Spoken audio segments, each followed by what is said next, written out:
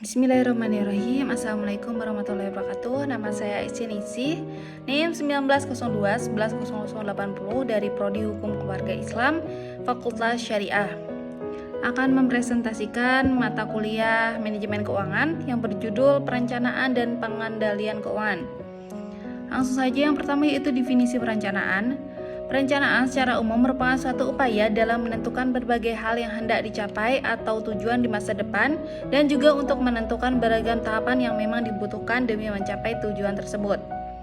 Pengertian perencanaan juga bisa diartikan sebagai suatu bentuk kegiatan yang sudah terkoordinasi demi mencapai suatu tujuan tertentu dan juga dalam jangka waktu tertentu.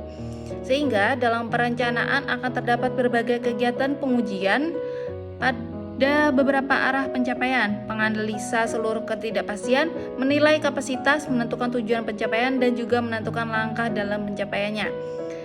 Definisi perencanaan menurut para ahli. Agar kita semua lebih memahami apa pengertian dari perencanaan itu sendiri, maka ada baiknya kita melihat pendapat dari para ahli di bawah ini. Yang pertama dari Early Swandi. Early Swandi berpendapat bahwa pengertian perencanaan adalah sebuah proses dalam menentukan tujuan organisasi dan juga menyajikannya secara lebih jelas dengan berbagai strategi, taktik, dan operasi yang dibutuhkan untuk mencapai tujuan utama organisasi secara keseluruhan. Yang kedua yaitu Barbara Becker. Becker menjelaskan bahwa pengertian perencanaan merupakan sebuah cara rasional dalam menyiapkan masa depan yang lebih baik. Yang ketiga yaitu Jacqueline Alder. Alder menerangkan bahwa pengertian perencanaan merupakan suatu proses dalam menentukan apa yang sebenarnya sangat ingin dicapai di masa depan dan juga menentukan berbagai langkah yang diperlukan guna mencapai tujuan tersebut. Kemudian yang kedua yaitu definisi pengendalian keuangan. Pengendalian keuangan merupakan suatu upaya yang dilakukan agar investasi, alokasi biaya, dan perolehan laba berjalan sesuai dengan rencana perusahaan. Pengendalian keuangan adalah tahap di mana rencana keuangan diimplementasikan, yaitu menyangkut umpan balik dan proses penyesuaian yang diperlukan untuk menjamin bahwa rencana terlaksana untuk mengubah rencana yang ada sebagai tanggapan terhadap berbagai perubahan dalam lingkungan operasi. Kemudian divisi pengendalian telah didasarkan pada konsep kepercayaan dan kemungkinan. Para manajer membutuhkan suatu keyakinan tentang cara dunia mereka bekerja dan dampak-dampak yang mereka harapkan dari suatu inisiatif dipilih. Bagaimanapun, para manajer secara khusus memiliki peluang untuk dapat mendeteksi hasil-hasil keperilakuan. Kemudian tujuan perencanaan. Setiap perusahaan tentunya mempunyai tujuan masing-masing dan pastinya perencanaan yang disusun pun akan berbeda-beda. Tetapi pada dasarnya tujuan perusahaan dalam melakukan perencanaan adalah sebagai berikut. Yang pertama, demi mengantisipasi dan juga beradaptasi dengan berbagai perubahan yang mungkin terjadi, demi memberikan arahan pada para administrator maupun non-administrator agar bisa melakukan tugasnya sesuai dengan rencana yang sudah dibuat. Menghindari atau meminimalisir berbagai potensi terkait adanya tumpang tindih dan pemborosan dalam hal pelaksanaan pekerjaan, menentukan suatu standar tertentu yang nantinya harus bisa digunakan dalam bekerja sehingga akan memudahkan akses pengawasan ataupun pemantauan. Ada beberapa teknik untuk memutuskan atau mengambil keputusan atau memilih alternatif teknik perencanaan, yaitu sebagai berikut. Yang pertama yaitu probability theory. Teori ini mengambil kesimpulan berdasarkan pengalaman. Kedua, gains theory dipakai untuk memecahkan masalah untuk mencapai hasil yang optimal dengan cara membuat suatu taktik berdasarkan keyakinan bahwa taktik itu akan membawa hasil yang terbaik atau kerugian yang minimal. Yang ketiga yaitu waiting line theory. Dimaksudkan untuk membantu manajer dalam menentukan beberapa lama harus menunggu yang terbaik. Kemudian yang keempat, servo teori adalah teknik tambal sulam yang berarti cara memilih alternatif dengan memasukkan informasi-informasi baru.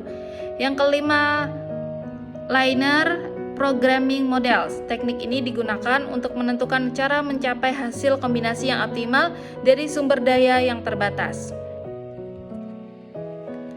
Selanjutnya yaitu tujuan pengendalian. Adapun tujuannya adalah yang pertama, menghentikan atau meniadakan kesalahan, penyimpangan, penyelewengan, pemborosan, hambatan, dan ketidakadilan.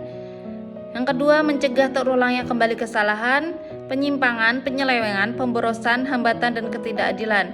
Mendapatkan cara-cara yang lebih baik atau membina yang telah baik, menciptakan suasana keterbukaan, kejujuran, partisipasi, dan akuntabilitas organisasi.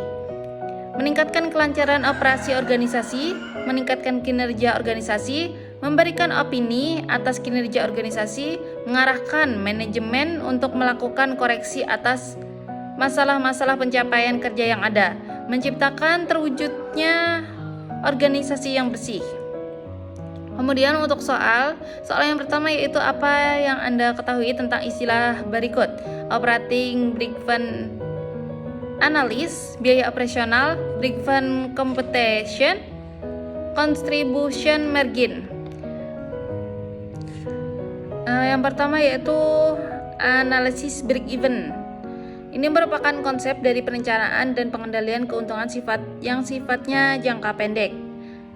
Break-even analysis adalah dasar dari semua metode break-even yang diterapkan baik dalam sales ataupun dalam hal lainnya. Di mana break-even analysis dapat diterapkan, ada 3 poin penting yang perlu kamu ketahui terkait break-even analysis. Yang pertama yaitu memberikan informasi seberapa banyak investasi yang kamu butuhkan agar dapat mengimbangi pengeluaran awal yang telah dikeluarkan. Kedua, memberikan margin atau jarak sebagai langkah pengaman agar tidak mengalami kerugian. Digunakan secara luas, baik dalam analisa jual beli saham hingga menganalisa budget berbagai macam proyek yang dilakukan oleh perusahaan. Kemudian, biaya operasional. Biaya operasional adalah sejumlah biaya yang harus dikeluarkan supaya proses produksi atau kegiatan perusahaan dapat bergerak secara terus-menerus. Dengan demikian, tentu bisa kita katakan bahwa semua perusahaan pasti akan mengeluarkan biaya ini. Biaya operasional sendiri kerap disebut dengan biaya pengorbanan dan biasanya ditulis dalam bentuk satuan uang. Menurut Yusuf pada tahun 2007 menyatakan biaya operasional adalah semua biaya yang sama sekali tidak terikat langsung dengan produk perusahaan, tapi berkaitan dengan kegiatan operasional perusahaan setiap harinya. Kemudian contribution margin. Contribution margin atau margin kontribusi adalah salah satu indikator yang harus dihitung dan juga diketahui oleh setiap pebisnis. Saat menjalankan suatu bisnis atau perusahaan, memahami beberapa banyak keuntungan bisnis adalah suatu hal yang penting. Banyak para pebisnis melihat indikator keuntungan suatu bisnis dari nilai margin profitnya, di mana margin profit sederhananya akan mengukur seluruh jumlah total pendapatan dan penjualan setelah dikurangi dengan berbagai biaya yang terjadi. Untuk soal yang kedua yaitu bagaimana cara mengimplementasikan pengendalian internal dalam perusahaan. Tahap implementasi sistem pengendalian internal perusahaan adalah tahap di mana infrastruktur yang diperbaiki atau dibangun dengan instrumental yang direncanakan untuk dilaksanakan oleh pimpinan dan para pegawai. Cara mengimplementasi pengendalian internal dalam sebuah perusahaan adalah dengan cara melakukan audit atau pemeriksaan secara berkala pada perusahaan. Contohnya adalah dengan cara memeriksa daftar aset dan menandai daftar aset yang dimiliki oleh perusahaan untuk melakukan audit tersebut. Masing-masing perusahaan biasanya sudah memiliki audit internal. Selain melakukan pemeriksaan audit internal, proses pemeriksaan juga dapat dilakukan audit eksternal. Sekian dari saya, salah dan hilaf mohon dimaafkan. Wassalamualaikum warahmatullahi wabarakatuh.